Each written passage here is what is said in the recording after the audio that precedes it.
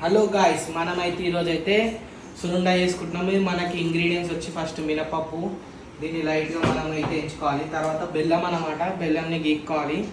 సింపుల్గా మనం ఇంట్లో మనము బయట స్వీట్ షాప్లో అమ్ముతారు కదా సున్నుండ, మనమైతే ఇంట్లో తయారు చేసుకోవచ్చు. ఇగో మనమైతే గీ చాలా కావాలి. మనమైతే విజయ వాడుతున్నాము గీ అయితే.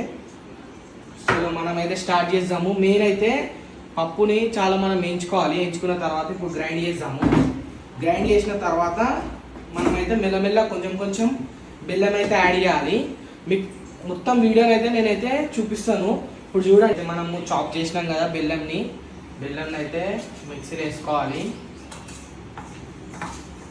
కొంచెం వేసుకొని మనం గ్రైండ్ చేసుకుంటే మినప్పప్పు చాలా మంచిగా స్మూత్గా అవుతుంది లడ్డు అన్నమాట. కొంతమంది రఫ్గా తింటారు, వాళ్ళకైతే రఫ్గా గీ అయితే పోసేస్తున్నాను. ఎందుకంటే మళ్ళా మనము లడ్డు కట్టేటప్పుడు అయితే ఇంకా స్మూత్గా వస్తుంది అనమాట. అందుకే నేను ఎప్పుడైనా కానీ గీ కొంచెం స్టార్టింగ్లోనే పోసేస్తా, లడ్డు అయితే స్మూత్గా వస్తుంది. మీరు అయితే ట్రై చేయండి, చాలా బాగుంటుంది లడ్డు అయితే. ఇక లాస్ట్కి అవుట్పుట్ ఇట్లా వస్తుంది స్మూత్గా. మీరు ఇట్లా చూసుకోండి, ఎంత స్మూత్గా చేస్తే లడ్డు అంత స్మూత్గా ఉంటుంది. ఇక మా మమ్మీ స్పెషల్గా బాదం అయితే వేద్దామని చెప్పింది. సరే బాదంగా అందుకే ఇక స్మాల్గా కట్ చేసుకుంటున్నా.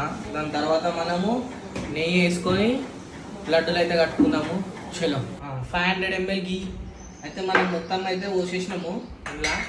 ఇక చూడండి, తర్వాత లడ్డు చూడండి ఎంత స్మూత్గా వస్తుందో.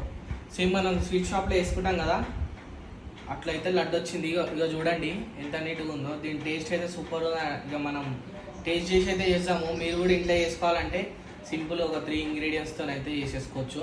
ఇక బాదం అనేది ఆప్షనల్. ఇక చలో మళ్ళీ లైక్ చేయండి వీడియోని అయితే.